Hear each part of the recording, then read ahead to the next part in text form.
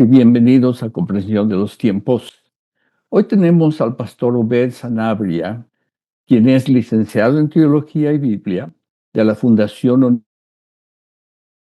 Universitaria Seminario Bíblico de Colombia. Pastor Obed pastorea la Iglesia Cristiana Cuadrangular en Colombia con más de 23 años de ministerio. Es fundador de la Iglesia Cristiana Cuadrangular Camino de Vida en Bucaramanga, Colombia, la cual pastorea el día de hoy.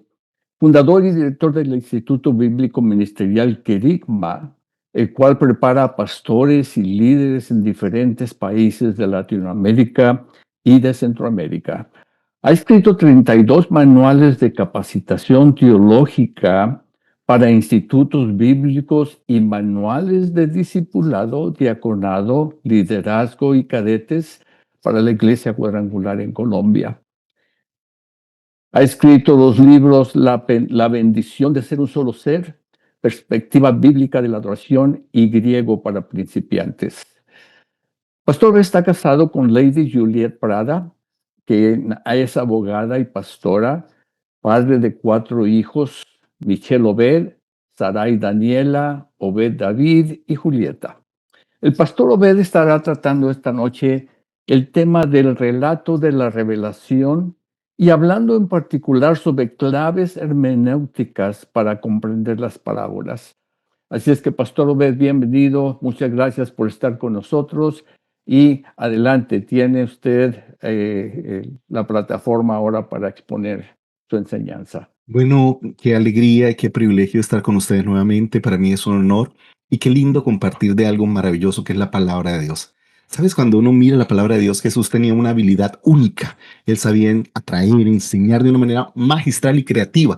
Tanto así que lograba convocar multitudes para escucharle. Imagínate que a veces era por espacio de varios días escuchándole a él. No había música, no había instrumento, no había, digamos, algo atractivo como un show que convocara. No era solo él con su palabra, con su profundidad, con las verdades del reino que comunicaba de una manera maravillosa. Entre muchos de los recursos que él utilizó, uno de ellos están las parábolas. Creo que ocupan un lugar especial. Las parábolas es un recurso literario que encontramos aún desde los profetas del Antiguo Testamento. Pero en las parábolas Jesús le da ese toque maravilloso porque combina la sencillez con la profundidad. Combina lo cotidiano con lo eterno. Son relatos que cualquiera puede fácilmente conectarse y de una u otra manera engancharse para entender los propósitos de Dios. Porque Jesús no estaba hablando simplemente para impresionar. No, él estaba hablando para acercar el corazón humano a esas verdades eternas de Dios. De verdad, era un maestro que tomaba lo cotidiano como una semilla, como un campo, como una moneda perdida, como un padre que espera y lo convertía en una puerta de revelación de las verdades del reino. Por eso sus palabras eran claras y sencillas, pero a la vez también muy, pero muy profundas. Ahora, pero el tema es cómo entender las parábolas, cómo poder sacarle ese provecho, cómo poder disfrutarlas de una manera especial. Y por eso hemos llamado este seminario del relato a la revelación, porque no son simplemente cuentos o historias que podemos contar a los niños, no, en ellas hay una profundidad, en ellas hay una enseñanza, unas enseñanzas maravillosas, que es lo que quiero que disfrutemos, que veas las parábolas de otra manera. Pero para entender las parábolas y entender el propósito de las parábolas, yo quiero que vayamos a una de las primeras parábolas que aparecen en el Antiguo Testamento. Como yo les dije, los profetas usaban ese género también de parábolas y algunas veces usaron esa manera de comunicar o hablar las verdades del Señor. Y uno de los primeros profetas que lo usó es un profeta muy particular. Tenía una tarea titánica, tenía una tarea que, por así decirlo, era una tarea que cualquiera de nosotros hubiese quedado pasmado. La pregunta es, ¿cómo le hablas a un rey que está equivocado? ¿Cómo le dices a un rey que ha pecado? ¿Cómo le enseñas a un rey el camino correcto? ¿Cómo lo corriges? A ver, a riesgo de su propia vida. ¿Cómo le dices a un rey? ¿Recuerdan el caso de Esther? Cuando Esther sencillamente quería hablar, recuerda que Mardoqueo le dice, ve y habla con el rey. Dijo, perdón, por favor, no puede aparecerse a la rey de cualquier manera. Es más, si te apareces sin ser llamado, solo hay una ley y esa es que mueres. Así que de una u otra manera hay un riesgo a hablarle. Ahora, eso era para hablarle en buenos términos, eso era para pedirle un favor, eso era para pedir clemencia o interceder por su pueblo. Ahora imagínate a este profeta que Dios le dice, ve y habla con el rey y hazle saber que ha pecado y hazle conocer mis palabras. Ahora uno entiende por qué este profeta se llamó Natán. y al rey que tenía que hablarle era David. Y por eso me imagino todo el tiempo que le tomó la manera de hablarle al rey. Porque otra vez, a veces es difícil hablarle al poderoso. Soy maestro de la palabra y me encanta ir por todo el mundo y enseñar, pero reconozco que los contextos más difíciles de hablar, de predicar, de enseñar, es justamente a pastores y liderazgo. Porque ya lo sabemos, porque de otra manera tenemos ese orgullo del conocimiento, de la información, de que yo ya lo sé. ¿Y cómo le dices a alguien que tal vez necesita aprender a escuchar la voz de Dios? Bueno, imagínate en el caso de Natán. Tiene que decirle a David que ha pecado. Y claro, ya había pasado un año. Yo me imagino todo ese año pensando, ¿cómo le digo? ¿Cómo le hablo? ¿Cómo le llevo la palabra de Dios? ¿Cómo le llevo el mensaje de Dios sin que eso me cueste la vida? O sea, ¿cómo hacerlo y no morir en el intento?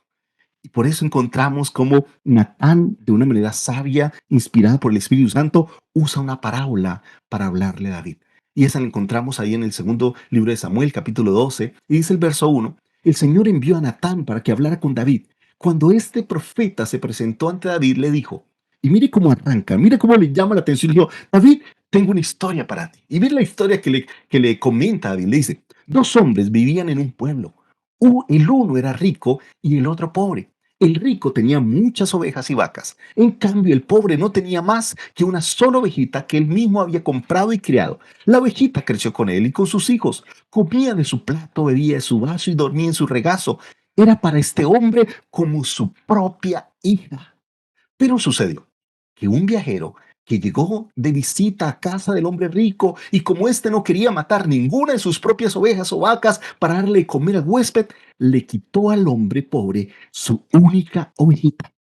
Tan grande fue el enojo de David contra aquel hombre que le respondió a Natán, tan cierto como que el Señor vive, que quien hizo esto merece la muerte.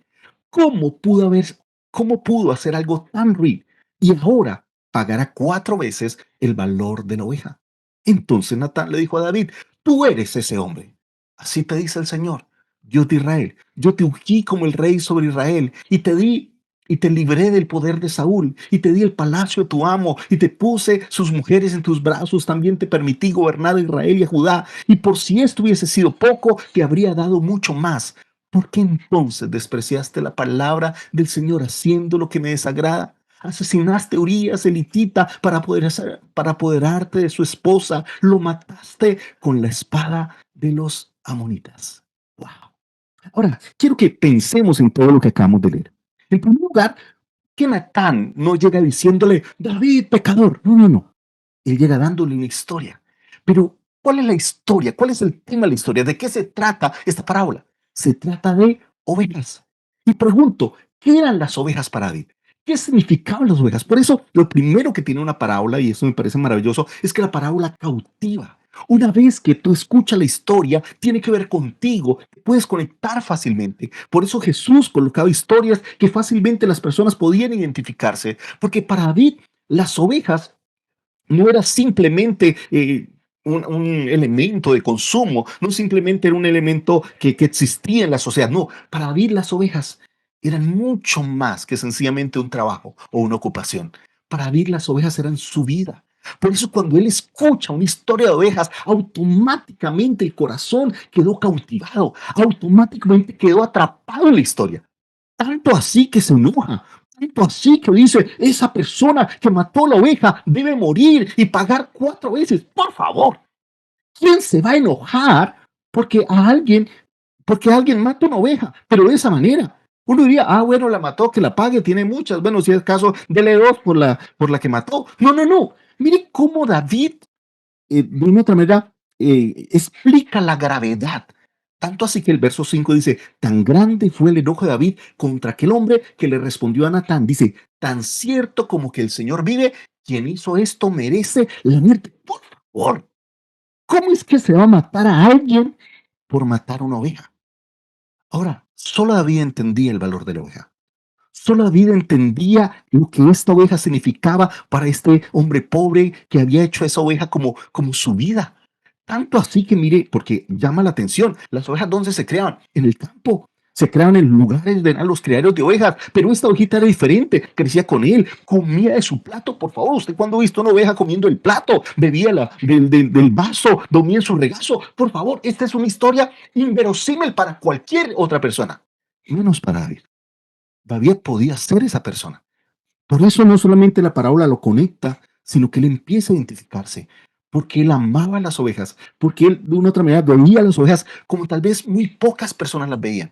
Si usted mira en su propia vida, en el relato que le da Saúl, él dice, mire, yo por una oveja hacía lo que sea, yo la defendía. Si venía un oso, si venía una fiera, él la defendía y hacía todo lo posible para proteger sus vidas. Recuerda que David tenía, ese era su trabajo, ese era su oficio. Y por eso él no solamente trabajaba cuidando ovejas, llegó a apreciar las ovejas de una manera muy especial. Por eso esta historia, ¿qué hizo con David? Lo cautivó, lo atrapó. ¿Y uno cómo sabe que algo lo atrapó? Por la reacción emocional. Eso es como cuando usted está viendo una película y cuando ve la película empieza a llorar. ¿Por qué lloras? No solamente por la historia, sino que de una u otra manera estás atrapado por esa historia porque sientes que eres tú, porque te estás identificando y ese poder de identificación hacen que tus emociones salgan a flor de piel y entonces te ríes si te parece chistoso o lloras si es algo muy triste o te enojas si es algo que te saca de quicio. ¿Qué significa eso? Que la historia te atrapó. ¿Cómo se sabe si no te atrapó? Que te duermes, que al final ya te quieres ir, ya no quieres seguir viendo eso. Por eso, en la emoción de David, vemos que Natán cumplió el propósito.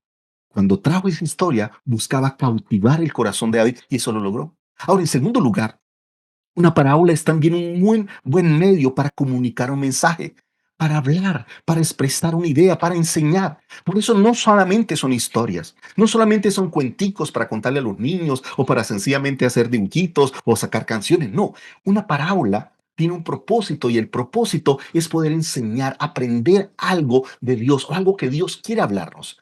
Porque a veces reducimos la parábola a una sola historia y no hemos visto la profundidad, la enseñanza que el Señor trae. Ahora, en tercer lugar, y ese es el tercer propósito de la parábola, en primer lugar, cautiva, en segundo lugar, enseña o comunica, y en tercer lugar, confronta.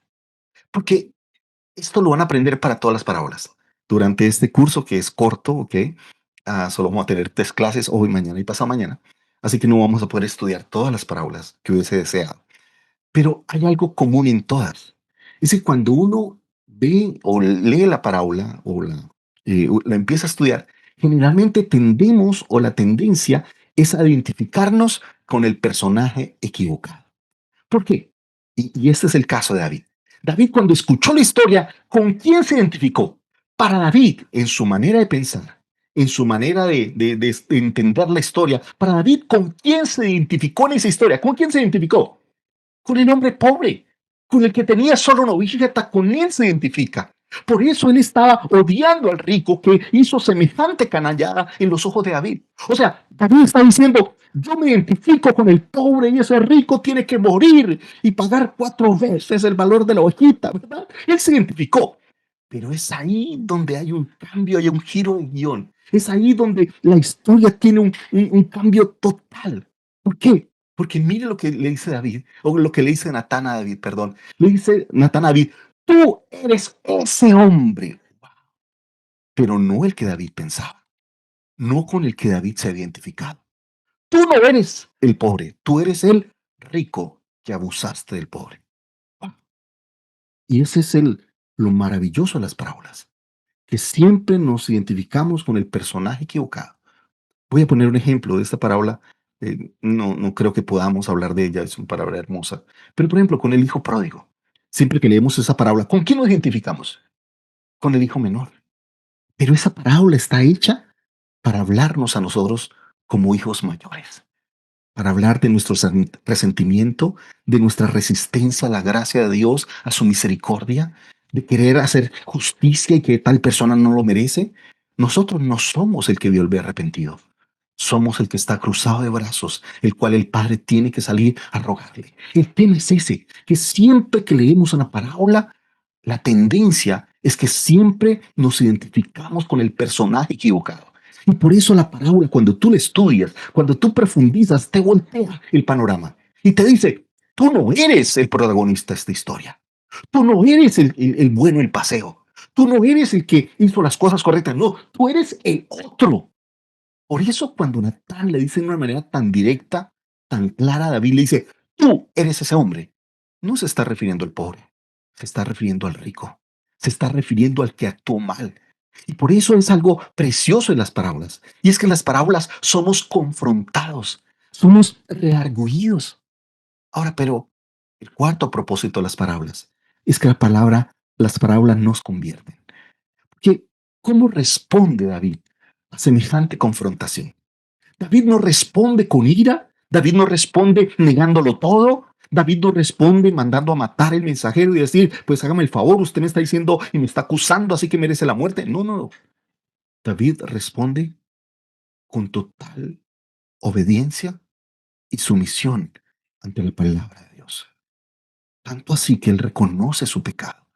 Tú puedes leer el Salmo 51 y los salmos donde David habla de su pecado. Como él dice, Señor, yo he pecado. Mire, yo siempre había creído que David había compuesto el Salmo 23 cuando era un joven, cuando estaba de pastor de ovejas. Pero no tiene sentido en ese tiempo, porque el Salmo 23 habla no solamente de pastor de ovejas, sino habla de banquete, dice aderezas mesa delante de mí. Esa palabra en hebreo significa banquete real. Lo que estamos hablando es que no era cualquier banquete. ¿Y en qué momento David fue rey? O sea, ¿en qué momento David, perdón, tuvo acceso a banquetes reales? Cuando fue rey. Entonces, el Salmo 23 no fue compuesto cuando él era un adolescente o un niño, fue compuesto después de esto. Por eso el Salmo 23 es un salmo de confesión, es un salmo donde él entiende el mensaje y él ahora viene como una oveja. No viene como el dueño. Él dice, Señor, tú eres mi pastor. Recuerden que las ovejas eran tenidas por desprecio. Dice en la Biblia, si tú lees un poco el tema de Éxodo, dice la Biblia que, o en el tema de Génesis, perdón, cuando José le da un consejo a sus hermanos, les dice, diga que son pastor de ovejas, porque para los egipcios es abominación todo pastor de ovejas. Así que las ovejas era algo no muy querida. Yo sé que a veces tenemos la imagen de la oveja suiza, hermosa, gordita, hermosa. No, no, no. Las ovejas no eran animales tan agraciados como podemos ver en los dibujos animados o en las fotografías de lugares preciosos. No eran ovejas donde era la gente de clase más baja, la gente que tenía que estar en un escalafón bajo de su trabajo, se ocupaba de ellas. Pero es aquí donde David se ve como una oveja, diciéndole, Señor, tú eres mi pastor. Y esa imagen de Dios como pastor es una imagen que trae a David y que Dios después toma para sí mismo, hablando de pastor. Y Jesús mismo dijo, yo soy el buen pastor. Pero otra vez es alguien que ha sido transformado, alguien que reconoce que es una oveja, que necesita dirección y está diciendo, Señor, no tengo que buscar nada más, en ti tengo todo lo que necesito. Y creo que es un pasaje precioso de confesión a Dios. Entonces, por eso, si podemos pensar en cuáles son los cuatro propósitos de las parábolas, primero, la parábola busca ¿qué? Cautivarte. En segundo lugar, busca enseñarte. En tercer lugar, busca confrontarte. Pero en cuarto lugar, es una parábola que nos convierte, que busca transformar nuestro corazón. Por eso, si tú lees la parábola y sigues siendo el mismo, no cumpliste el propósito del Señor en la parábola. Porque la parábola no solamente es una linda historia para contar o narrar. No, la parábola es algo que busca atraernos, comunicarnos, enseñarnos, pero también confrontarnos y transformar nuestro corazón. Ahora quiero por eso hablar ahora de las parábolas que Jesús usa y quiero arrancar en esta noche con una de las parábolas, yo creo que una de las más conocidas, es más, es la primera parábola que Jesús usa, que es la parábola del sembrador. Sí, yo creo que todos los hemos escuchado, todos la conocemos y quiero partir del conocimiento que tenemos de esa parábola, ¿ok? Para ahorrar un poco de tiempo. Pero la pregunta es, ¿por qué es importante esa parábola? Quiero leerla o entender esa parábola, estudiarla o explicarla desde la visión de Marcos. Yo sé que Mateo también la tiene de una manera maravillosa, magistral, pero Marcos nos da unos detalles que son importantes tener en cuenta. Por eso, permítame mirar esta parábola, que espero que lo hagas después de la clase con tiempo, la estudies y la profundices un poco más. Quiero dar aquí solo detalles, no irme a lo obvio que ya has visto. Me imagino que es una parábola que ya has predicado muchas veces, pero permítame darle algo importante de esa parábola preciosa. Ahora, es importante porque el mismo Jesús, cuando habla de ella, y en Marcos 4, el verso 13, mire cómo el Señor les dice a los discípulos, dice, ¿no entendéis esta parábola? Ok, dice, y sigue preguntándose, ¿cómo pues comprenderéis todas las parábolas. Entonces creo que de una u otra manera esta parábola sí es clave para entender las demás. Esta parábola es vital, es importante, es necesaria para entender las otras parábolas. Y en esta parábola encontramos varios elementos preciosos que nos pueden enseñar, que podemos entender. Y como digo, todos conocemos la parábola, perdón que no la voy a leer, si no me tomaría tiempo y quiero ahorrar ese tema de lectura, pero vamos a leer solo algunos elementos importantes. Lo primero que quiero que miremos de esta parábola es el contexto. ¿En qué momento Jesús escribe esta parábola, o da esta parábola, perdón, o enseña esta parábola? Pero el contexto que narra Marcos. Porque lo lindo de Marcos es que Marcos es un libro, aunque es corto, un evangelio corto, es un evangelio perfectamente organizado, es precioso, es una belleza literaria extraordinaria, muy profunda, muy hermosa, y Marcos no toma las cosas al azar, él tiene un orden precioso. Y lo primero que uno mira en esos primeros capítulos de Marcos es que Marcos hace un contraste entre la multitud y los 12. Si usted mira en los primeros capítulos, Marcos juega con eso, juega con el tema de la multitud y juega con el tema de los 12 o sus discípulos. Y si tú comparas, por ejemplo, ese capítulo 4 de Marcos con el capítulo 3, vas a encontrar que encuentras dos tipos de personas, que es donde empieza el contexto de Marcos, porque Marcos nos dice dónde el Señor, perdón, enseñó esta parábola. Mire lo que dice Marcos 4, verso 1, dice, comenzó a enseñar de nuevo junto al mar. Entonces, Marcos hace también diferenciación, perdón, entre multitud y los 12 o los discípulos. En segundo, en los lugares. Por ejemplo, en el capítulo anterior habla de la multitud que lo buscaba y lo apretaba y estaba como para asfixiarle. Y el lugar de los discípulos cuando los llamó fue al monte. Entonces mira cómo para Marco también los lugares son importantes. ¿Dónde fue que se dio esa enseñanza? Entonces lo primero es que nos dice que esa enseñanza estuvo junto al mar y sigue diciendo, y se llegó a él una multitud tan grande que tuvo que subirse una barca que estaba en el mar. Recuerda, es la barca que le había dicho a Pedro que la prestara para enseñar porque era una multitud muy grande. Y se sentó y toda multitud estaba en tierra a la orilla del mar y les enseñaba muchas cosas en parábolas. Entonces, aquí lo primero que necesitamos aprender es que para Marcos hay dos tipos de personas. ¿Sí? El tipo de persona es la multitud que escucha. Sí, esa multitud tan grande, tanto así que aquí en esta versión dice, la multitud era tan grande que tuvo que subirse a una barca. Entonces, por un lado está la multitud grande, pero si tú lees toda la parábola, resulta que después de Jesús dar la historia o lee la parábola, al final, mire lo que dice el verso 10, dice, cuando se quedó solo. Ahora, es interesante cómo Marcos de una u otra manera enfatiza el tema de la soledad. Está la multitud, por un lado, la multitud que escucha, y por otro lado, los pocos que se quedan. Mire lo que dice el verso 10. Cuando se quedó solo, sus seguidores, junto con los 12, le preguntaron sobre las parábolas. Entonces, ahí vas a ver la primera diferencia entre los dos grupos. Primero, la multitud que escucha, pero los pocos que se quedan y preguntan. Bueno, por eso cuando dice se quedó solo, pero solo de quién? De la multitud. Mire cómo se refiere a la multitud diciendo esa multitud se fue. Ahora solo se quedaron quiénes? Sus seguidores reales, sus discípulos, ¿verdad? Se quedaron y estos que se quedaron no fue para escuchar, ellos ya habían escuchado, sino que se quedaron para preguntar. Y esto es bien interesante. Ahora, interesante porque, y aquí quiero aclarar algo, porque lo primero que nos confronta, Marcos, es a qué grupo perteneces. Lo que primero que nos dice Marco es que hay dos tipos de personas. Están los que se quedan simplemente con la emoción, ¿verdad? Los que les encanta la historia y dicen, ay, qué historia tan bonita, no, me encantó, no, lindo, que la semilla, que los terrenos, ay, preciosa historia. Ellos se quedaron con la historia, se fueron con la historia, escucharon la historia, se entretuvieron con la historia, pero se fueron, no entendieron nada. Solo querían la emoción de lo nuevo, solo querían la emoción de lo novedoso, solo querían como diría yo, la novedad, lo interesante. Y me imagino que se supieron la historia y la podían repetir a las personas que estaban cerca, pero jamás la entendieron. Por eso el grupo de la multitud es simplemente los que se quedan con la emoción, pero los otros, los discípulos, son los que buscan la revelación, que ya conocían la historia, pero quieren entender lo que ésta significa. Por eso Marcos aquí hace una diferenciación preciosa entre los que simplemente se quedaron con la historia y los que ahora están diciendo, yo quiero esa revelación que viene, yo quiero entender. Y yo creo que en eso nos habla mucho de lo que está pasando en nuestra iglesia hoy. Mucha gente se queda sencillamente con la emoción.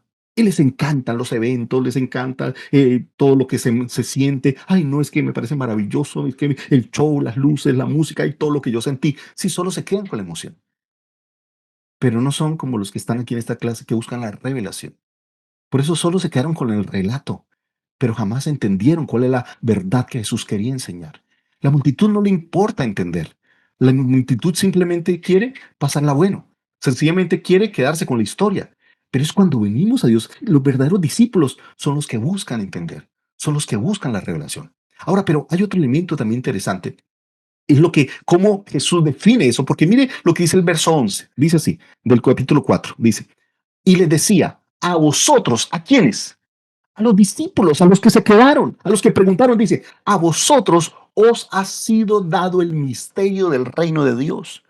Pero los que están, mire cómo lo señala, los que están afuera solo os reciben todo en parábolas, para que viendo vean, pero no perciban, y oyendo oigan, pero no entiendan, no sea que se conviertan, vieron que él propone la palabra, conviertan y sean perdonados. ¡Wow! Oye, perdón, perdón, esto ya nos revienta la cabeza. Porque todo pastor que anhela tener la iglesia más grande y le fascinan las multitudes. Es más, se siente triste si solo van uno, o dos o tres, y que en las reuniones de oración van muy poquitos, y que en las reuniones de estudio bíblico y teología pues asisten muy pocos, porque eso no es para multitudes. Ahora, pero la pregunta es cómo Jesús veía las multitudes. No las veía como parte de sus discípulos, no, decía los que están afuera. ¡Wow! Mira la descripción que Jesús hace de la multitud. No es una descripción positiva. No es una descripción de decir, ay, pero qué rico que vinieron, no, chévere, lo esperamos el otro domingo, chévere. No, asistan, síganos en las redes sociales, dale me gusta, dale like. No, no, no. El Señor dice, esas multitudes están como fuera, que ven, pero no perciben, que oyen, pero no entienden. Y como no entienden, no cambian, no se convierten, no son perdón, no hay transformación de vida. Y ese es el problema de la multitud. Sí, tenemos multitudes que atienden, que buscan, que les encantan los eventos, que, ay, ¿qué hay de nuevo? ¿Quién es el predicador famoso? Ay, ¿quién va a enseñar? Va a enseñar aquí que este predicador que tiene tantos seguidores, ese lo voy a escuchar. Porque claro, nos quedamos en la emoción, nos quedamos en la multitud, nos quedamos en las pasiones de las multitudes. Pero Jesús, ¿cómo veía eso? Los que están afuera.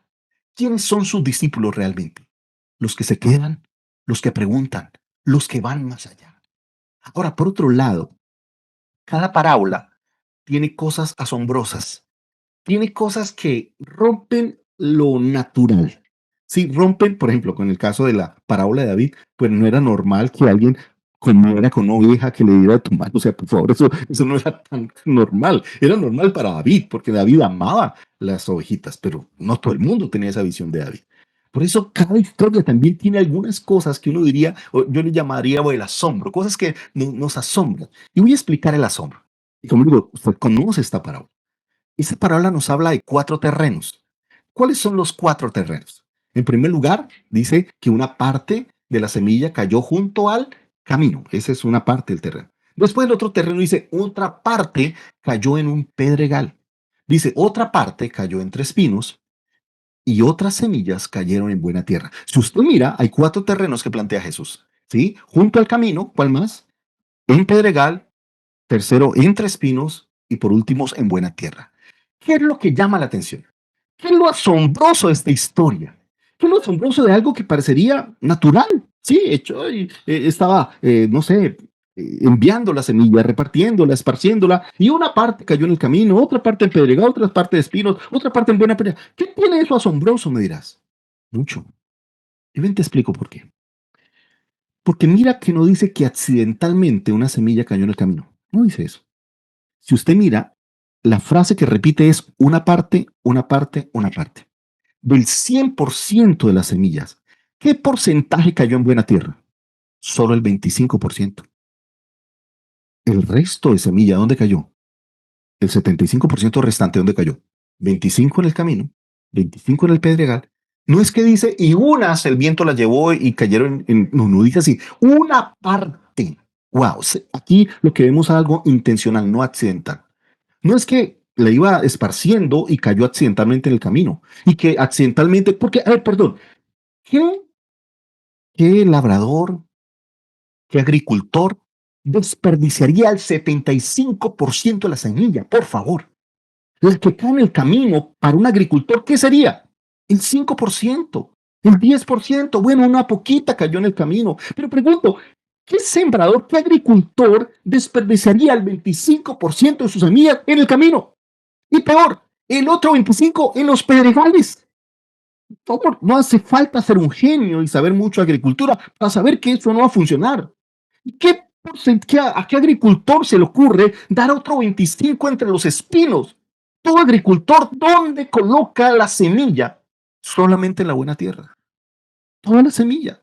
Si cae una, será accidental, pero la semilla la enfoca donde es realmente productivo. Así que, ¿qué es lo asombroso de esta parábola? La gracia de Dios. Que a pesar que no somos el mejor terreno, a pesar que somos tal vez el camino o los pedregales o somos los espinos, aún así el Señor nos da su palabra. Es un sembrador que da con gracia. No importa si somos camino, no importa si está lleno de piedras, no importa si tienes espinos. El Señor no te dice, no, a ti no te doy palabra hasta que seas buena tierra, no, a ti te la escondo. No, el Señor es tan hermoso y en su gracia es tan maravilloso que aunque somos mala tierra, aún así nos deposita su palabra, aún así nos da su semilla, aún así nos da esa gracia de su amor. Por eso, si recibimos la palabra, no es porque la merezcamos, no es porque seamos diferentes. Cada parte recibió su semilla simplemente por la gracia del sembrador. Y por eso el primer elemento que me llama la atención en esta parábola es ese sembrador que da con gracia, que no importa lo que nosotros somos, aún así siempre habrá palabra, siempre habrá semilla para nosotros. Ahora, pero ¿qué enseñanzas podemos encontrar en esta parábola? En primer lugar, esta es de las pocas parábolas que es muy clara la interpretación, porque si usted mira, dice el sembrador siembra la palabra, ¿ok? Y si usted la compara, por ejemplo, en el caso de Mateo, dice, y la semilla es la palabra. Sí, que me parece de una manera más dura, ¿ok? En esta dice el sembrador siembra la palabra, y aquí hay una interpretación directa, está hablando de que eso que está sembrando no es cualquier semilla, es la palabra de Dios, no solamente son ideas. Así que en primer lugar, la semilla es la palabra. La segunda es que el sembrador siembra palabra buena. El problema no estaba en la semilla. No es que una semilla estaba mala, no es que una semilla tal vez no era de buena calidad, no. Toda la palabra era de buena calidad, toda la semilla era perfecta. El problema no estaba en la semilla, el problema estaba ¿en dónde? En el terreno. Y esto es lo que llama la atención. Por eso es esos cuatro terrenos, ya sea el camino de la dureza, ¿verdad? O las piedras que son las personas que reciben con gozo, pero no tienen raíz, ¿verdad? Y cuando viene la aflicción o la prueba de esa palabra, pues fracasan, ¿verdad? Tropezan y caen. Están los espinos, que son las preocupaciones del mundo, y el engaño de las riquezas, y que ahogan la palabra. Y por último, ahora sí, está la buena tierra, que son esos que se sembró la semilla, los cuales oyen la palabra, aceptan y dan fruto, unos a 30, otros a 60 y otras a 100, 30, a 100 por uno. Ahora, como les dije, siempre que leemos una parábola, el problema que tenemos es que siempre nos identificamos con el personaje equivocado. Si usted lee esta parábola siendo sincero, ¿usted cómo se siente? Como buena tierra. Hoy, pastor, yo soy un terrononón. Por favor, yo soy la mejor tierra. Es que yo soy una belleza. A mí donde cae la palabra, mire, eso florece, da fruto. Yo soy... No, no, no. Mire, esta parábola está para confrontarnos, porque no somos buena tierra. Y eso es lo más difícil para nosotros, especialmente para los pastores, para los líderes. Porque ¿cuánto nos cuesta reconocer que no somos la mejor tierra? A veces el nuevo convertido está mucho más sensible, más receptivo. Y como les dije, lo más difícil para predicar es para pastores, porque son los menos receptivos. Porque esa parábola ya me la sé, la he predicado mucho, es más, he viajado por el mundo enseñando esa parábola. ¿Ok? Ese orgullo se volvió tu camino, de lo que has paseado, lo que has viajado. Y no reconocemos que estamos llenos de piedras en nuestro corazón, de espinos. Por eso esta parábola no está llamada para elevar nuestro orgullo, para darnos una motivación extra, para decirnos, saca el campeón que hay de ti, levante las manos, las buenas tierras, Dios bendiga las buenas tierras. No, no, no. Esta parábola está para reflexionar. Y voy a poner el ejemplo. porque me encanta como Marcos de una manera desnuda el corazón de los discípulos. Como les dije, hay 4 terrenos, ¿ok? Y mira cuando los discípulos se acercan a Jesús a preguntarles, ¿qué les dice el Señor cuando ellos le preguntan? ¿Qué les dice? ¿No entendéis esta parábola? ¡Wow! Mire, ¿recuerdan cuando hablamos del camino? Si tú lees este pasaje, esta parábola en Mateo, Mateo nos pone de una manera directa quiénes son los del camino. Son los que oyen la palabra y no la entienden. ¡Wow! Entonces, según la respuesta que Jesús le da a ellos, ¿qué tipo de terreno son ellos? El camino. Por eso el Señor dice, ni siquiera la han entendido. Por lo menos los de las piedras la entendieron un poquito. Por lo menos los de las espinas la entendieron. Usted ni siquiera la entendió. O sea, son la peor terreno. Usted jamás sembraría semilla en un camino, jamás. Todos los que hemos estado en el campo, yo tal vez no sería agricultor, pero me fascina el campo. Uno sabe que en un camino no nace nada porque el terreno está tan endurecido que ni siquiera la maleza. Entonces, lo primero que el Señor les expone, les, a ver, los desnuda en ese sentido, es decirles, mira, ustedes no son la mejor tierra. Por eso la semilla nos pone en evidencia. Es la semilla lo que revela qué tipo de terreno soy. Cuando tú escuchas la palabra, ¿cómo reaccionas a ella? Define o revela el tipo de terreno que tú tienes, o que tú eres, o que yo soy. Por eso lo primero que cuando leemos esa parábola que tenemos que reconocer es que no somos buena tierra. Que estamos lejos de ser la buena tierra. Por eso la pregunta antes de pensar, oh sí, yo soy la buena tierra, no. La pregunta más bien es, ¿qué o quién se está llevando la palabra de tu vida? ¿Será que ya se vuelve impenetrable, que tu corazón ya no permite ser sorprendido por Dios? ¿Será que estás lleno de títulos, de conocimiento, de experiencia, de años en el ministerio, que ya la palabra no te causa nada? Que ya cuando el Señor te habla, rebota, que simplemente usas la palabra para predicarla porque la palabra se volvió tu trabajo, más no tu vida.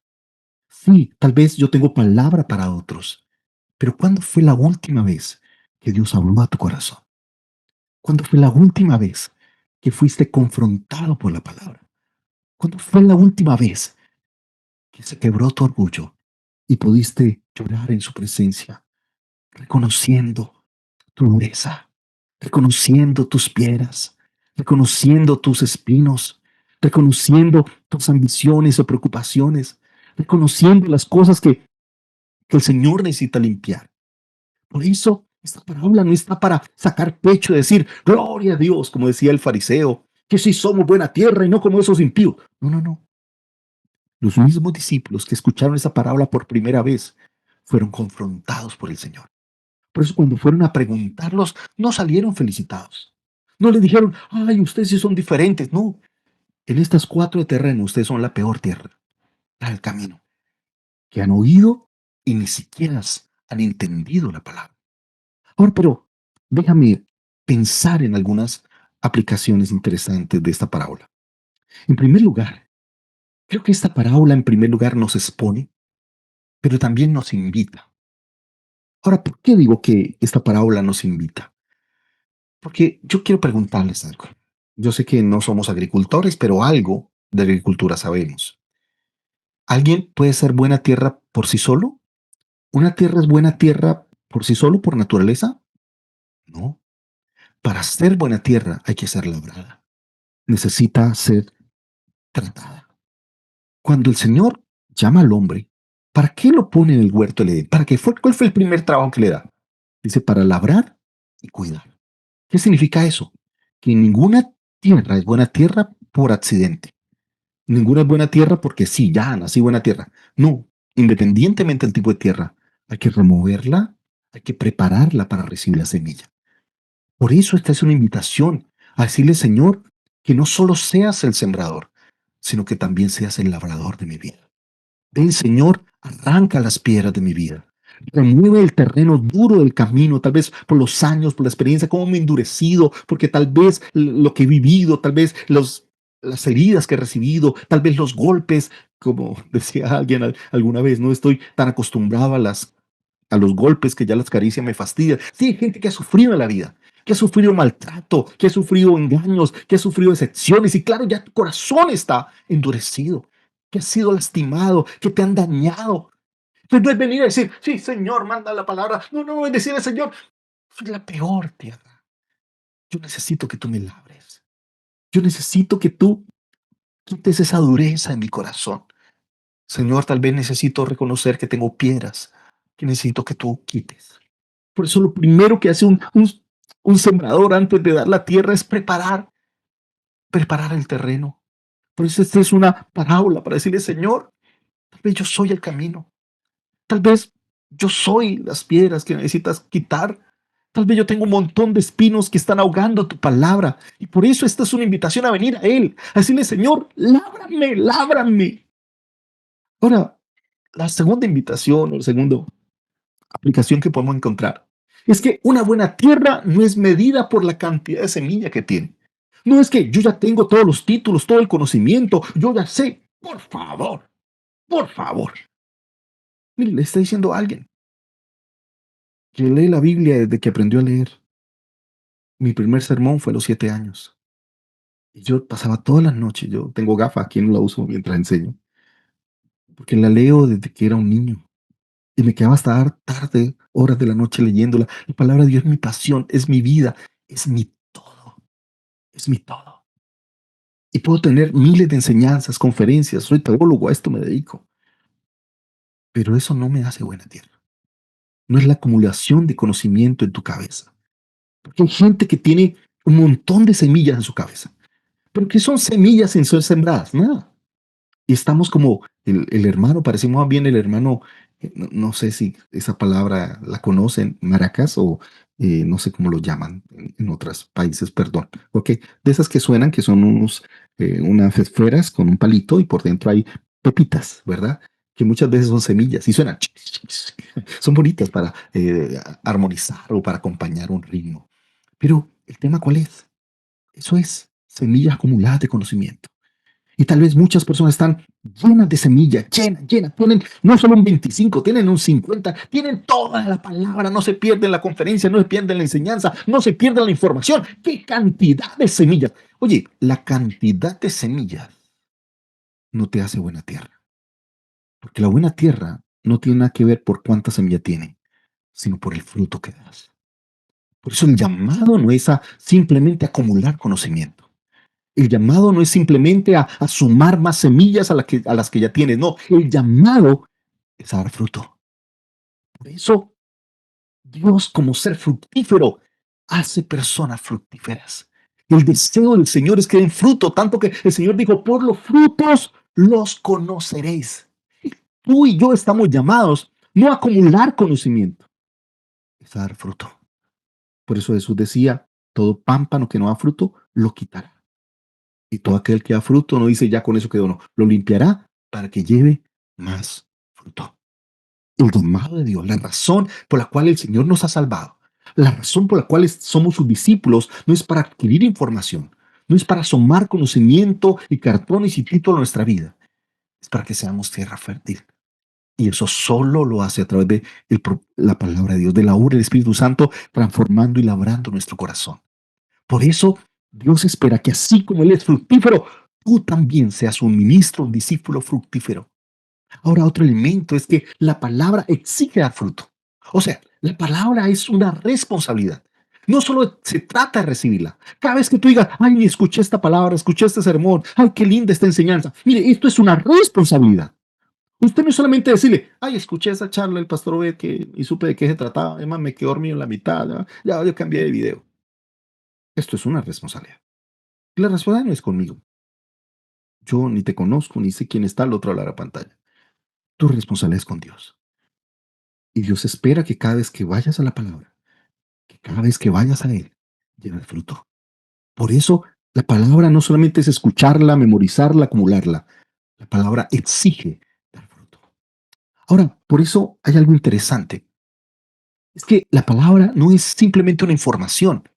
No es simplemente no sé, un conocimiento que tú adquieres. No, la palabra es una semilla. ¿Qué significa eso? Que tiene vida. Y por eso la palabra tiene el propósito de ser sembrada, regada, de echar raíces que produzca fruto. Ese es el propósito de la palabra. El propósito de la palabra no es que tú acumules información. No es que te creas más conocedor que los demás, porque a veces sí, como cristianos hemos dicho, lero, lero, pero es una palabra que usamos muy aquí en Colombia, ¿no? A veces nos burlamos de los demás, es que usted no sabe Biblia, es que usted no conoce la Biblia, es que mire yo todos los títulos, PhD, maestría, doctorado, PhD, sí, puedo acumular información. El Señor quiere que seamos buena tierra. Ese es su deseo. No cuántos versículos te sabes, cuántos están dando fruto en tu vida. Por eso el llamado de Dios es a que permitas que su palabra produzca su fruto. Ahora, quiero aclarar, el Señor pide fruto, no producto. ¿Y cuál es la diferencia entre fruto y producto? Es que el producto es una acción, una relación mecánica. Sí, por ejemplo, hay una empresa que fabrica celulares. Esto es un producto. Otros que fabrican controles, ventiladores. Bueno, hay un montón de cosas, ¿verdad? Micrófonos, computadores, pantallas, cámaras.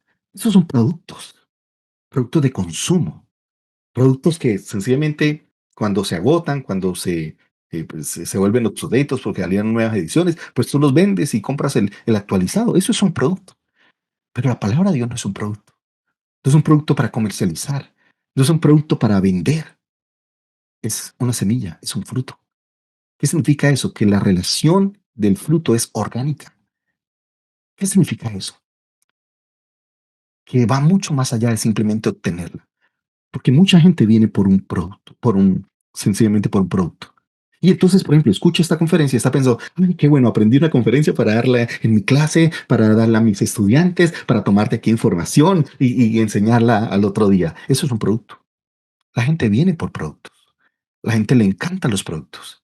Es más, generalmente pagan lo que sea por ese producto. Es buenísimo. Les tengo las 7 claves para entender la revelación. Les tengo lo que nunca antes se ha dicho. Cómo ser un líder exitoso, cómo ser una persona brillante. Y entonces venimos por productos que no nos transforman. Simplemente nos enorgullecen. Porque el producto usted saca pecho. Mire, tengo el último iPhone. Este no es el último. Pero tengo la última tecnología, tengo la última cámara. Porque claro, el producto es eso, lo que sacas a reducir, sacas pecho y muestra tu capacidad adquisitiva. No, el fruto es para que tú seas transformado. El fruto tiene que ver una relación con el Señor, una relación orgánica, natural. No es para venir a la información, no es para venir al conocimiento, no es para venir al maestro, es para venir a Él. Es para que Él empiece a trabajar en tu vida. Por eso, cada vez que tú hagas un producto es deleite, mientras que el fruto no simplemente es para consumirlo. Pero cuando tú realmente tienes un fruto, es un fruto que es deleite, que crece, que tiene semilla, que se reproduce en otro, que tiene transformación, que algo cambia. Y déjeme terminar con el último elemento. ¿Ok? No sé si resumí demasiado. Pero hay un tema que me llamó la atención y por mucho tiempo, mientras estudié esta parábola, pensaba, ¿qué significa eso? Porque nos dice que la buena tierra da fruto al 30, al 60 y al 30 por uno. Y me pregunté, ¿qué significa eso? ¿Por qué dice 30, 60 y 100? Y que si tú lo miras en una observación primaria, ¿de qué nos habla eso? De crecimiento. Porque el gran problema que tenemos en nuestra vida cristiana es estancarnos. En que damos frutos de semillas de los años 1600, que damos frutos de semillas de décadas pasadas. Lloraba, yo cantaba. Y lo que conoces de Dios es lo que aprendiste hace 10, 20, 30, 40, 50 años. Cuidado con estancarte. Dios quiera que des más fruto. Ya diste fruto, ya diste el 30, tienes que ir por el 60. La meta es llegar al 100. Yo, siendo sincero, no creo ni quiera llegar al 30. Y me esfuerzo cada día por crecer, por algo nuevo de Dios, por conocer algo nuevo del Señor. No sé, tal vez hasta el día de hoy has practicado 1 o 2 versículos. Mañana tienes que hacer 3, 4, 5, que podamos crecer. Por eso, como dice la palabra, es gracia sobre gracia. Y nos está exigiendo ir a más, no estancarnos, no conformarnos. Mire, tú ves al apóstol Pablo que decía, mire, yo dejaría todo por la excelencia, el conocimiento de Jesucristo. Es más, en su última carta que le escribía a Timoteo, le dice, tráeme los rollos, yo quiero seguir estudiando.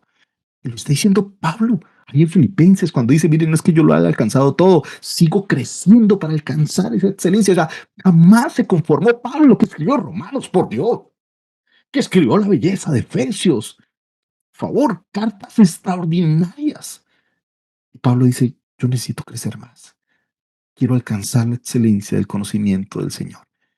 Yo creo que uno de los grandes problemas es creer que ya lo sabemos, es que ya conocimos, que ya aprendimos, que ya yo di el fruto, ya con esta voy para el cielo, ya con esto no doy más.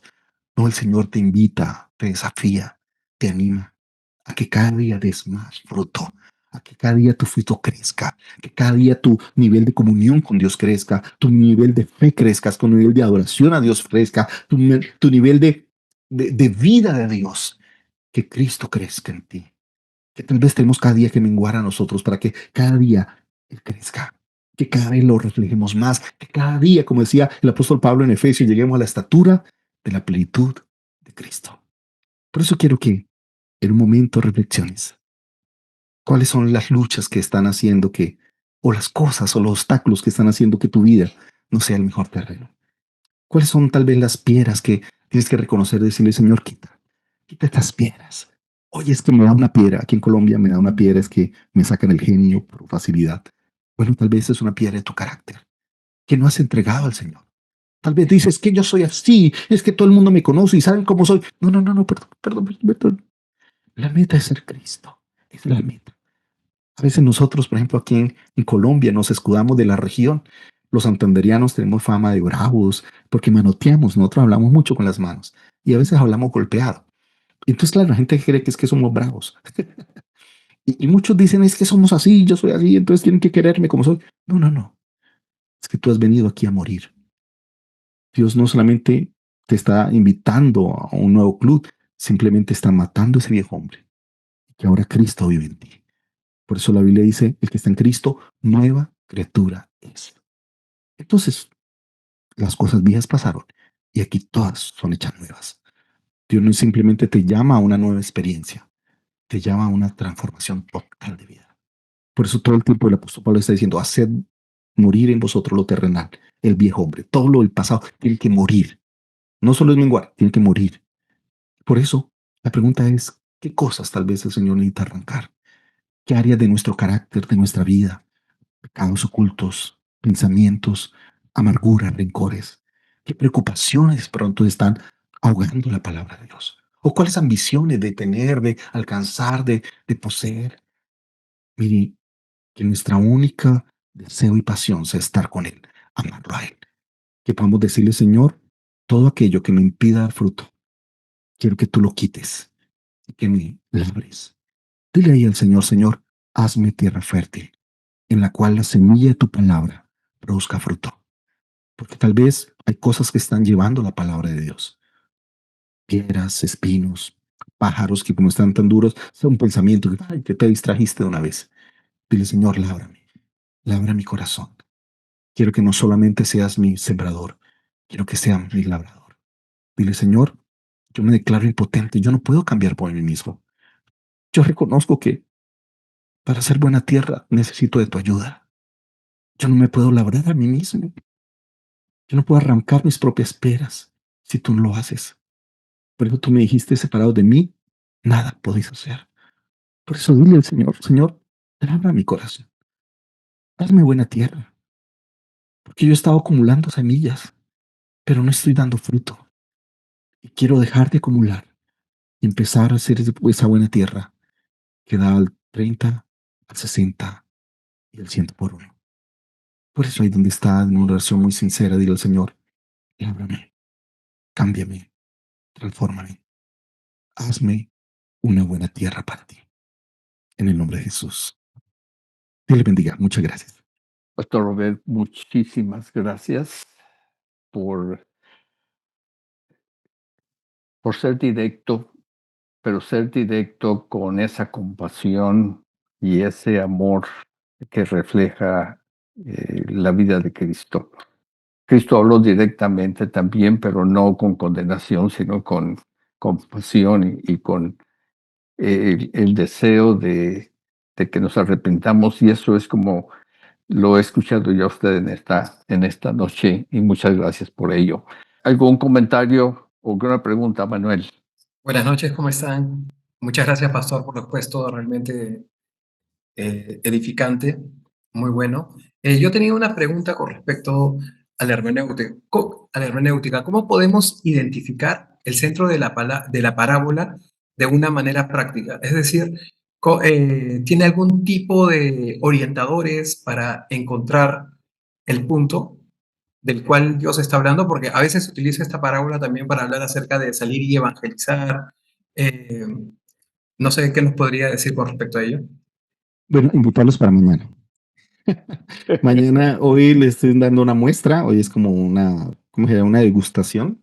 Mañana les voy a decir cómo yo llego a donde llego, ¿sí? O sea, que he elaborado 7 pasos muy sencillos para poder pasar del relato a la revelación. Usted dirá, pastor, ¿dónde vio eso? Y como digo, así puedo coger otras parábolas, perdón, tomar otras parábolas que son preciosas y usted dirá, ¿cómo llegó allá? Pues es lo que quiero hacer mañana. Mañana básicamente vamos a mirar 7 pasos, ¿sí? En cómo pasar del relato y cómo encontrar de él la verdad. Porque hay muchos elementos, si yo te digo solo uno, que sería irresponsable, ¿sí? Sería irresponsable porque si alguien solo se queda viendo esto que estoy diciendo, decir, "Ay, yo no veo eso siempre". Ok, porque cada parábola tiene algunos elementos, por eso son 7 cositas que tú tienes que mirar. Como le digo, es algo que pues lo hago con mucha humildad, pero me encanta la palabra y me encanta enseñar a que podamos aprenderla, degustarla. O sea, mi idea no simplemente es que tú la leas, ay, me sé todas las parábolas, no, la idea es que puedas entenderlas. Ese es lo lindo. Por eso el Señor les dice, si ustedes no solo es conocerlas, sino compréndala. Y por eso el Señor dice, no han comprendido esta, ¿cómo van a comprender las demás? Sí, porque la idea no es saber la parábola. Recuerde que la multitud se quedó sabiendo la historia, pero no entendiéndola. Y como lo entendió, no fueron transformados. Como lo entendieron, no fueron, Dios no se arrepintieron y el Señor no los perdonó. Vieron cómo el Señor de una manera hace una denuncia, que esa multitud se fue con la parábola, pero jamás vio lo que el Señor quiere en cada parábola. Por eso quería esta degustación, porque esta parábola abre un poquito el panorama a las demás parábolas. ¿Qué es el propósito? Propósito no solamente que sepamos la parábola, porque todas las parábolas tienen un pedacito de confrontación. Todas, algunas son difíciles de decir, pastor, ¿y esta qué significa? Pero cuando tú la entiendes, wow, te abre el corazón, te desnuda, te confronta, te dice, Señor, yo esta la necesitaba, no sabía que la necesitaba, pero ahora que tú me hablas, me doy cuenta de realidades. Como David creía que estaba bien. David dijo, lo gané, ya lo logré, ya me casé con la muchacha, ya le reconocí el hijo, ya todo está bien. Y Dios a través de Natán le dice, no estás bien, para nada estás bien. ¿Sí me explico? Y esa palabra, perdón, no profundicé en esa palabra muy profunda de la sentencia que el Señor le da. El Señor dice, me despreciaste a mí. Es una palabra muy fuerte. Entonces, por eso las parábolas llevan a eso, a que tú puedas recibir la orden de Dios, la palabra, y que sepas que tiene que ver contigo, que algo el Señor te está hablando.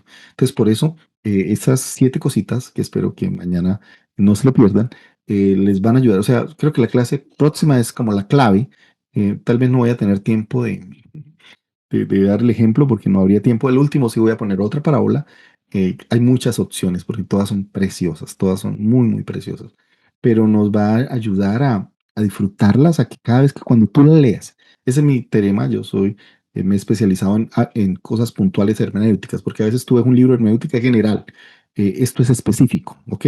Lo mismo tengo con cómo interpretar poesía, es también específico porque tiene unas reglas y unas como diría, principios hermenéuticos específicos, o lo mismo literatura apocalíptica, o lo mismo contexto greco-romano, son cosas muy específicas. Entonces, por eso yo espero que, y esta es una invitación para mañana, para que no se lo pierdan, porque mañana ya va a ser técnico. Hoy es, no sé yo, emotivo, ¿sí? Mañana va a ser un poquito más técnico para responder justamente la excelente pregunta que me haces. Hay solamente un comentario al estar hablando de los grupos, a qué grupo pertenecemos.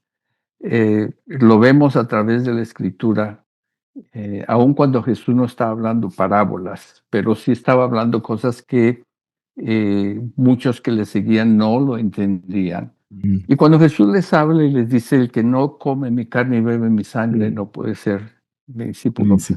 ah, dice que muchos lo abandonaron. Mm, Y en ese momento Jesús se vuelve a sus discípulos a los que quedaban todavía y les dice: "Oye, aquí no están por la fuerza, si se quieren ir, pueden irse". Pero la respuesta de Pedro: "¿A quién iremos si solamente tú Amén. tienes palabras de vida?". Wow. Y sí hay esos 2 grupos, esos grupos y en cuál estamos. Y puede ser que en diferentes situaciones estemos con los que se van y en otros estemos con los que se quedan. Y lo que, al menos yo lo quiero aprender es, permanecer siempre en el grupo de los que se quedan. Porque, bien dijo, estamos en un proceso de labranza, en un proceso en el que hay veces que escuchamos la palabra de Dios y no la ponemos en práctica, no dejamos que dé fruto, porque me incomoda o porque no la entiendo o por cualquier razón. Pero es la necesidad de que Dios siga labrando, quitando esas piedras o esos espinos o ese, el endurecimiento de nuestra vida, nuestro corazón. En fin, muchas gracias. Creo que, nos ha dado mucho en qué meditar, y meditar no solamente en el sentido de pensar, pero meditar en escuchar la voz de Dios sobre qué es lo que nos está diciendo el Señor a través de todo esto. Gracias, Pastor Humberto. Mira, algo interesante es que, obvio, quedarnos es también exponernos, ¿no? Y la Ujú, gente no quiere ser expuesta, la gente quiere ser emocionada, quiere salir ser felicitada, quiere ser elevada en su ego, sí, porque esos que se quedaron que recibieron un regaño. ¿Cómo es que no lo entienden? O sea, sí, no quedaron como mejores, ¿no? No quedaron no, como los felicitados, como pero creo que, como digo, ese es el llamado de Dios. Las personas hoy no sí, quieren incomodarse. Todo lo que les incomoda, huimos, preferimos huir, preferimos evitar, preferimos donde nos hagan sentir bien. Por eso a veces cuando uno enseña estas cosas, pues corre el riesgo, ¿no? De que muchos claro, quieran irse, porque quieren escuchar un evangelio que les felicite, que claro, les diga que están bien, que les digan que mañana vamos por más, que les diga que salga el campeón que hay en ti, que les diga eso, ¿sí? Y estamos llenos de lo que el Señor decía a los profetas, se volvieron serenateros de amores, o sea, simplemente endulzadores de oídos. Y creo que en ese sentido el Señor nos invita, ¿no? A poder reflexionar, a poder ser confrontados y tener como el corazón dispuesto a que el Señor nos desnude nuestra alma y podamos ujú, quedar en evidencia para ser transformados. bien. La pregunta es, ¿cómo puedo medir el nivel de crecimiento? ¿Cómo sé en qué nivel estoy?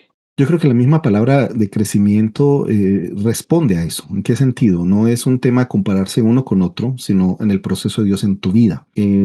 Pero yo creo que es más para evaluar si me he estancado en la vida. Porque ¿qué significa estancarme? Cuando me queda en un punto en el cual ya estoy como en automático, donde tú ya todas las cosas las haces por hacer, vas a la iglesia porque vas a la iglesia, cantas porque hay que cantar, porque lees la palabra, pero no ha habido crecimiento en la profundidad, no en el entendimiento. Entonces es algo muy personal. Por eso, mira que cuando el Señor pone, es una invitación a crecer, pero crecer de manera individual, ¿no? No estoy creciendo en comparación. Es más, el Señor le dice a los discípulos, no, si vuestra fe no fuera mayor que los fariseos, Él pone ahí un punto de referencia, pero no para llegar a ser como ellos, sino para decirles, mira, ellos, ni siquiera ellos son el punto de referencia, ¿no? Entonces, y nos habla de, ay, por favor, hace una exposición preciosa ahí en Mateo 6, increíble, sobre las cosas que hacemos para los demás y donde necesitamos revisar las motivaciones, por qué las haces, no solo lo que haces, sino por qué lo haces. Entonces, creo que esta es una evaluación muy personal, o sea, yo te puedo decirte, tú estás en tal nivel, porque no soy yo el que lo hace. Y cuando el apóstol Pablo le dice a Timoteo, le dice, preséntate a Dios aprobado. Creo que es el Espíritu Santo el que te va a mostrar en qué nivel estás. Es el Señor a través de su presencia de redarguir tu corazón, porque la aprobación ante la gente. Sí, yo puedo estar aprobado ante una universidad, puedo estar aprobado ante mis jefes, ¿verdad? En la misión, puedo estar aprobado frente a ustedes como como compañeros de milicia y estudiantes, pero la aprobación que vale la pena es la que viene de Dios. Y creo que Dios es el que nos pesa. ¿Recuerdan esa visión de la mano de Belsasar, no? Dice, te he pesado y te he hallado falto. ¡Wow! Yo siempre he dicho, si el Señor en este momento nos evaluara, ¿cómo saldríamos? ¿Cómo saldríamos? Por eso, el venir a Dios, a nadie le gustan los exámenes, ¿no? Los exámenes lo ponen uno nervioso o no lo incomodan, pero revelan en qué nivel estoy. Y por eso el apóstol Pablo sí nos llama a meditar sobre nuestro camino. Es más, en Corintios, cuando el apóstol Pablo habla de la cena del Señor, dice, examínense, pruébense, pruébense. Entonces es un tema con Dios y decirle, Espíritu Santo, examíname. ¿Dónde estoy? ¿Por lo menos en el 30 o ni siquiera eso? ¿O soy del camino que ni entendió? ¿O soy de las piedras? ¿O soy de los espinos? O sea, Señor, y es ahí donde puedo abrir mi corazón, puedo exponer mi vida, decir, Señor, tú eres el que sabes, como cuando el Señor probó a Pedro, ¿recuerdan allá? Que el Señor, ¿me amas? Sí, Señor, tú sabes que te amo. Me amas, pero, Señor, ¿cómo quedó al final, Pedro? ¿Cuál fue la última palabra? Señor, tú lo sabes. Tú eres el único que sabe si te amo o no. Porque a veces en mi propia opinión, yo creo ser bueno. En mi propia opinión, creo haber alcanzado el 100. Pero es que no es mi opinión. Es la opinión del Señor. No es la opinión de los demás, es la opinión que viene de Dios. Y por eso la invitación de esta parábola es a que sea el Señor el que nos evalúe.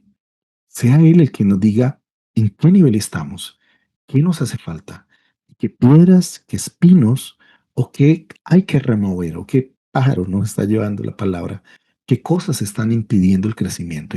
Y como digo, es algo que no viene de los demás, viene esa intimidad con el Espíritu Santo y la revelación que produce la misma conciencia de la obra de Dios y lo que Dios va a hablar y la palabra de Dios que llega a nuestra vida. El tema es que no escuchamos su voz, ese es el tema. El tema es que venimos a la emoción. Como le dije, nos quedamos en la emoción y no en la revelación. Todos nos quedamos en la clase. Ay, maravilloso, me gustó. Esta no era la idea. Si usted quedaste en la clase, apague y vámonos. Somos de la multitud. Es que ahora yo, después de esto, tengo que venir delante del Señor. A decirle, Señor, explícame, enséñame, muéstrame, sácame en evidencia, que pueda ser confrontado por ti, no solo por un pastor, un líder, un maestro, alguien, porque yo no los conozco, pero Dios sí te conoce. Y Dios no ve lo que ve el hombre, ve tu corazón. Entonces, esa evaluación solamente puede venir de parte del Señor. Una pregunta práctica podría ser, ¿estoy siendo discípulo como Dios quiere o como yo me lo he inventado? ¿Soy fan o de lejos estoy agradado con todo lo que pasa en la iglesia o realmente estoy sometiendo mi vida a lo que Dios está esperando? Ya que ser discípulos es el acceso a la revelación de lo que Dios tiene y eso nos va a ayudar a crecer y a entender y a comprenderlo mejor. Y eso tiene que ver directamente con nuestro corazón, ¿cierto? Claro, de eso se trata, porque como digo, a veces nos quedamos en lo superficial, nos quedamos simplemente en las formas, ¿sí? En estos días estaba dando una palabra a unos pastores, y le llama el peligro del misticismo cristiano, del misticismo a la intimidad, ¿no? A la relación, porque nos quedamos en las formas, ¿sí? Fui a culto y y el Señor dijo, este pueblo de labios me honra, pero su corazón está lejos de mí, ¿no? Entonces a veces el problema es eso, ¿no? Que nos quedamos sencillamente en que lo hice, ¿no? Canté, ofrendé, ayuné, hice la clase, leí el versículo. Wow, la vida cristiana es mucho más que eso. Y como digo, nos está invitando a un cristianismo más profundo, nos está invitando a pasar de lo que se ve a lo que no se ve, a la transformación. Entonces, otra vez, ¿no? Como que necesitamos una espiritualidad real, no solamente una mística que nos quedamos con, porque, perdón la crítica, no somos adictos al culto, al evento, al programa, a que se hacen las cosas, y no es que esté mal, ¿no? Pero a veces eso se nos vuelve un ídolo. Y yo ponía el ejemplo con la serpiente de bronce, que en un momento fue un instrumento de Dios, pero otro vez se volvió idolatría. Y el Señor, a través tiene que destruirla por lo mismo, porque se ha vuelto algo que había sido un canal de bendición, se volvió un ídolo. Y eso pasa mucho en la iglesia cristiana se vuelve muy idólatra. Idolatramos una persona, un cantante, un pastor, un predicador. Y entonces, claro, en un momento fue instrumento de Dios, pero ya después se vuelve un obstáculo, porque ya yo no voy a Dios, ya no voy a la persona. Yo ya tengo el que me va a tocar, el que me va a ungir, el que me va a dar, él ya me ahorra el trabajo. Entonces ya mi relación no es con Dios, sino mi relación es con las formas o con los instrumentos de Dios que se vuelven después otra vez en unido. Entonces por eso es el desafío, ¿no? Pasar de la emoción a la revelación, a que podamos tener un acceso directo al Señor y que no nos quedemos sencillamente o en las formas o en la acumulación de conocimiento, en la acumulación de prácticas, de rituales, sino que realmente vengan a Él. Mira, hay una denuncia que el Señor le hace a los fariseos justamente, ¿no? Les dice, ustedes escudriñan las escrituras, dice, y las escudriñan y el reclamo de Dios, y dice, y no vienen a mí, que soy fuente de agua viva. O sea, van buscando la vida eterna, ¿verdad? Pero no vienen a la fuente. O sea, se quedaron con el libro, se quedaron con el conocimiento, se quedaron con la información, no vienen a mí. Por eso yo tengo problemas cuando decimos que la Biblia es un manual. Y no porque esté mal en todo el sentido de la palabra, sino porque creo que no es el sentido que el Señor debe ser de la palabra. Porque, ¿qué es un manual? Un manual es algo que yo tengo para no contactar al diseñador. Sí, por ejemplo, si yo tengo el manual del celular, ya no tengo que llamar al creador. Sí, ya el manual están todas las respuestas. No, creo que la Biblia es una invitación, es una carta. Cuando yo veo la palabra, me invita a ir a Él. Si no voy a Él, hay algo que está mal. Sí, como le digo, si usted simplemente terminó este video, terminó esta clase y sencillamente, ay, tan bonita la charla y la apagó y se fue, nos equivocamos. Porque puede quedarse adorando la clase. Ay, qué clase tan bonita.